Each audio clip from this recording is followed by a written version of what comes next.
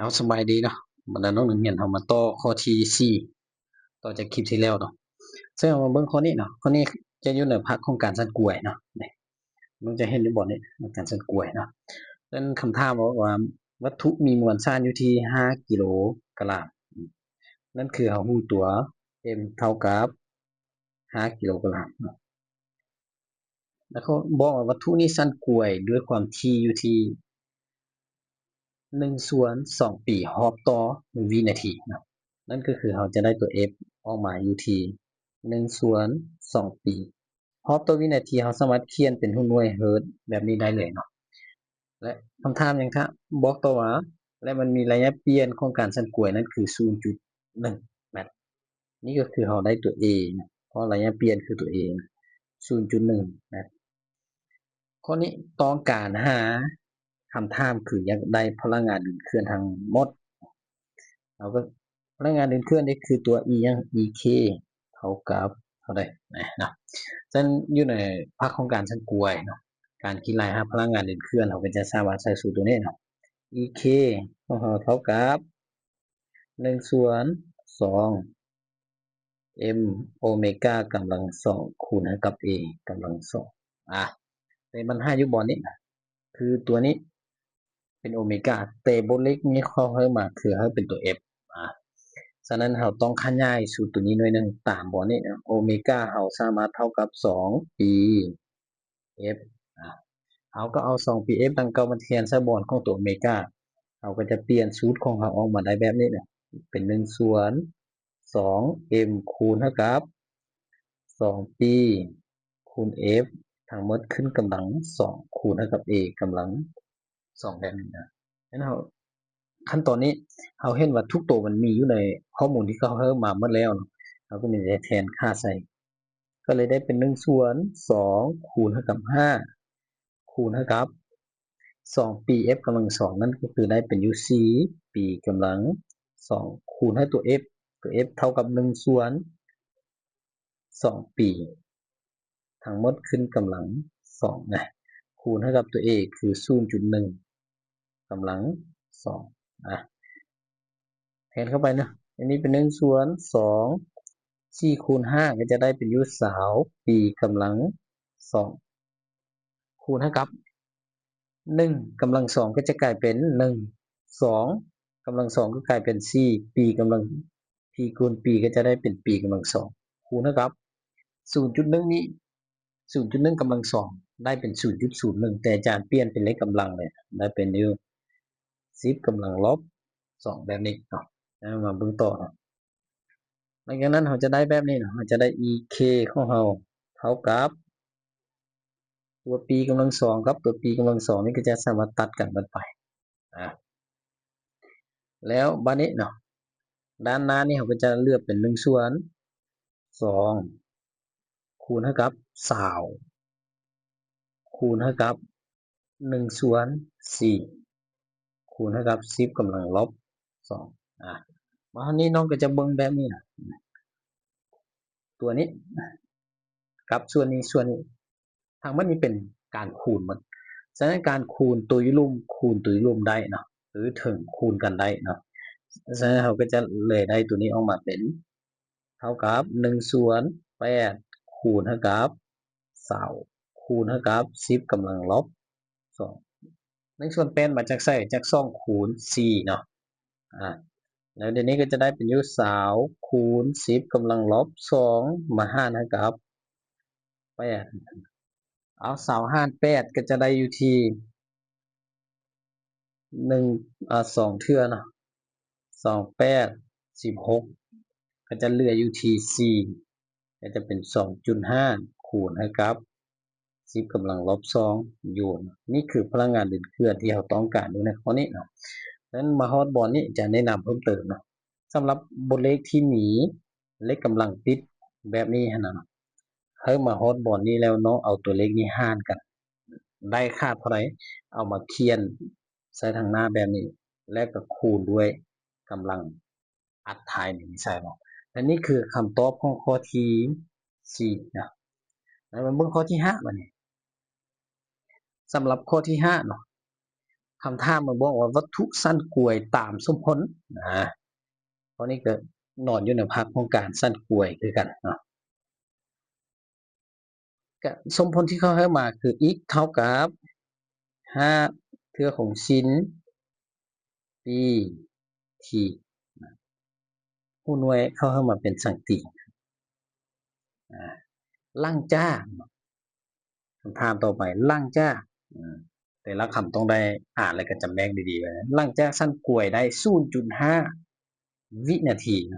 นั่นคือเขาบอกว่าตัว t มันเท่ากับ 0.5 วินาทีวัตถุนี้อยู่ห่างจากจุดดุลเดียงเท่าใดหมายความว่าหลังจากเวลาผ่าน5วินาทีนี้ตัว x นี้มีค่าเท่ากับเท่าใดฉะนั้นข้อนี้ง่ายเลยเนาะเราสังเกตถ้าน้องเห็นบทเลขที่เป็นอย่างนี้จื้อเลยเอาค่าของ t ไปแทนใส่บทนี้จะได้คำตอบเลยเนาะฉะนั้นเราก็เก็บแบบนี้เลยนะจ้า x เท่ากับ5คูณเท่ากับsin e t นะซึ่งว่า t ของเราเท่ากับ5เราก็แทนค่าใส่เลยเนาะก็จะได้เป็น5คูณเท่ากับ sin ของ e คูณเท่ากับ 0.5 เนี่ยได้แล้วเนาะแต่อยู่ในบทนี้เราจะต้องได้ผู้บทนี้ตื่มน้อยหนึ่งสำหรับตัวเลข 0.5 นี่เราสามารถเปลี่ยนได้เป็น1ส่วน2ได้คือกันเนาะฉะนั้นเราก็พยายามเปลี่ยนไปเป็นแบบนี้นะ 0.5 เป็น1ส่วน2ฉะนั้นเราก็จะได้เป็น5คูณเท่ากับsinคูณ ปีคูณ 0.5 แต่ 0.5 ของเรานั้นเท่ากับ1ส่วน2ก็แสดงว่าได้เป็นปีคูณ1หาร2นั่นก็คือได้เป็นปีส่วน2นี่นะแล้วไปเบิ่งในวงมนค่าของปีก็จะได้ว่าสิ้นของปีส่วน2นั่นน่ะมันมีค่าเท่ากับ1ฉะนั้นเมื่อมันมีค่าเท่ากับ1แล้วน้องเอา1นี้มาแทนใส่บนนี้ทั้งหมดก็จะได้5คูณ1เนาะเมื่อได้5คูณ1นั้นก็จะได้ x เท่ากับ5แล้วหัวหน่วยเดี๋ยวจะใส่หัวหน่วยเนี่ยได้นะหัวหน่วยนั้นให้มาเบิ่งตัวนี้ถ้าตัวนี้เป็นแมทก็ใส่เป็นแมทตัวนี้เป็นสังตีก็ใส่เป็นสังตีนั่นนะพอนี้เราได้เป็น5สังตีแมทนี่คือคำตอบของข้อที่5นะมันอาจจะ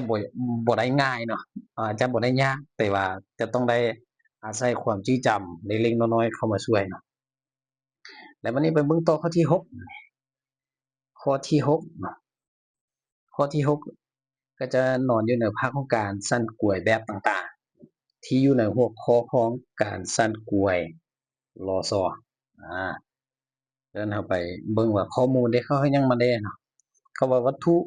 แขวนวัตถุที่มีมวลสาร m เขาบ่ได้บอกว่ามันมีมวลสารเท่าใดเพียงแต่รู้ว่าเป็น m เขาเขียนตามนั้นนะไซลอซอมันสั้นกลวยด้วยความที่ปรากฏว่าเอาวัตถุนี้ไปห้อยใส่แล้วลอซอจะสั้นกลวยด้วยความที่อยู่ที่4เฮิรตซ์พอดีแล้วบัดนี้คำถามเขาเขียนต่อไปว่าถ้าเวลาอ่านคำถามจะต้องได้สร้างจำแนกนิดนึงได้เนาะถ้าเติม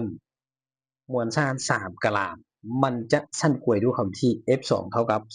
2เฮิรตซ์จง2หามวลสารของ m นั่นคือเขาบอกว่ามวลสารส่วนที่2นี้แม่นเขาเอาตัวทำอิฐนี้ไปบวกด้วย3กะลามแล้วบวกด้วย3กะลามแล้วเนาะบวก3ก็พอเนาะบวก3แล้วตัวมวลสารที่2เนาะและมันจะสั้นกลวยด้วย f2 นี้มันเท่ากับ2เฮิรตซ์แบบนี้จง2 5มวลสารของ m เขาอยากรู้ว่าตัวมวลสารนี่มันมีค่าเท่ากับเท่าใดฉะนั้นเขาอ่านเบิ่งดีๆมันจะมี2เหตุการณ์คู่ขนานไปนำกันเนาะคือนี่เนาะเหตุการณ์ที่1คือเขาเอามวลสาร m นี้ไปแขวนใส่หลอด2แล้วปาให้มันสั้นกลวยเลยแล้วเหตุการณ์ที่2นี่เขาเอามวลสารก้อนนี้ไปเติมใส่กับตัวนี้แล้วปาให้มันสั้นกลวยบัดนี้เขาต้องการ5ตัวมวลสารฉะนั้นเราต้องพิจารณาไปเทื่อละกรณีด้วยสูตรคิดลายความถี่ของลอซอกรณี มีแต่วัตถุ m นะเราก็จะได้ f 1 เท่ากับ1ส่วน2ปีหักขั้นสองของ k ส่วน m แบบนี้เป็นสมพลที1ต่อไปนะแล้วต่อไปกรณีที่2เด้กรณีที่เป็น m บวก3เราก็สังเกตนะถ้าเป็น m บนนี้จะเป็น m ถ้าเป็น m บวก3หรือว่าสูตรของเราก็จะได้โมเมนต์เท่าเลยตัวนี้จะโมเมนต์เท่าเนาะเราจะได้คือ f2 ต้องเท่ากับ1ส่วน2ปีหักขั้น2ของ k ส่วนเท่ากับ m บวก3แบบนี้เช่นเดียวกันไม้นี้เป็นสมมติที่2หลังจากได้แบบนี้แล้วเอาสมมติที่2หารสมมติที่1หรือ1หาร2ก็ได้เช่นเดียวกันเนาะเอา1หาร2ก็ได้วันนี้อาจารย์เอาสมมติที่1หารด้วยสมมติที่2น้องก็จะได้ออกมาเป็นการหารสมพลนั้นเบื้องนี้นะ1หาร2สมพลที่1เราก็มาเบื้องด้านนี้ก่อนสมพลที่2เราก็มาเบื้องด้านนี้ก่อนเนาะเราก็จะได้เป็น f1 หารด้วย f2 ต้องเท่ากับด้านนี้ก็จะเป็น1ส่วน2ปีหักขั้น2ของ k ส่วน m หารด้วย1ส่วน2ปีหักขั้น2ของ k หารด้วย m บวก3เนี่ยแล้วมาเนี่ยนะเราจะเห็นว่าตัวที่ตัดกันได้คือตัวนี้ตัดกันมาแล้วเราก็จะได้รูปแบบใหม่ออกมาเป็น f1 หารด้วย f2 เท่ากับ2ตัวนี้มันล้วนแล้วจะมีหักขั้น2เนาะเราก็สามารถโฮมกันเป็นหักขั้น2ตัวเดียวกันได้เลยเนาะเป็นแบบนี้นะเป็น k ส่วน m หารด้วย k ส่วน m บวกเขียนมาก่อนจะไม่ใช่หักขั้น2ซะเนาะเท่ากับ k ส่วน m หารด้วย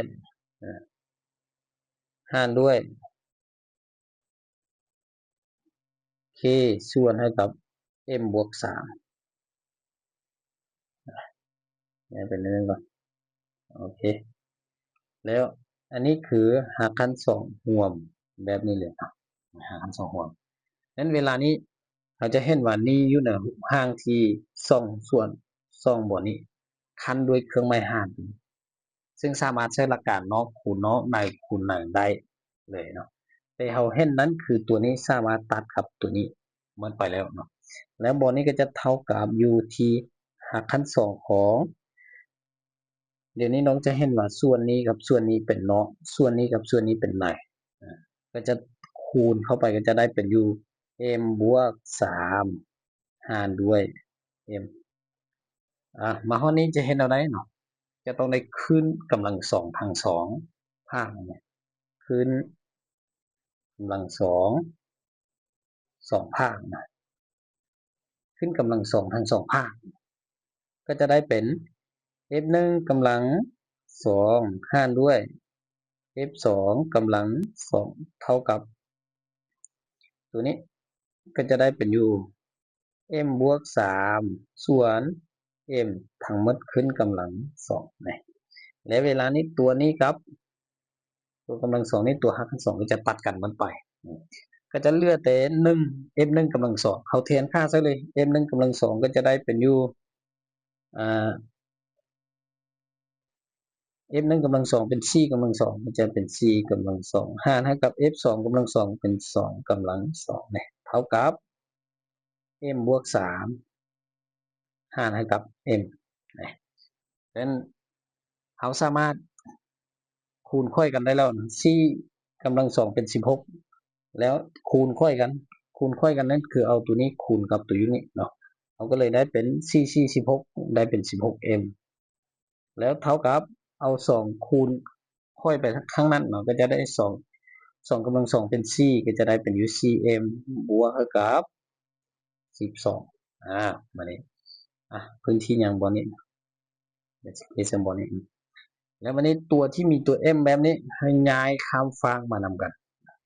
อาจารย์คือย้ายตัวน้อยเข้าหาตัวใหญ่ก็จะได้เป็น 16m ลบ 4m เท่ากับ 12บัดนี้16ลบ4เหลือ 12m เท่ากับ 12เราก็เลยทอนได้ตัว m เท่ากับ 12 หาร 12 เท่ากับ 1 ตารางสุดท้ายเราได้ตัว m ของเราเท่ากับ 1 ตารางนี่คือคำตอบของข้อนี้ข้อนี้ค่อนข้างยาวแต่เวลา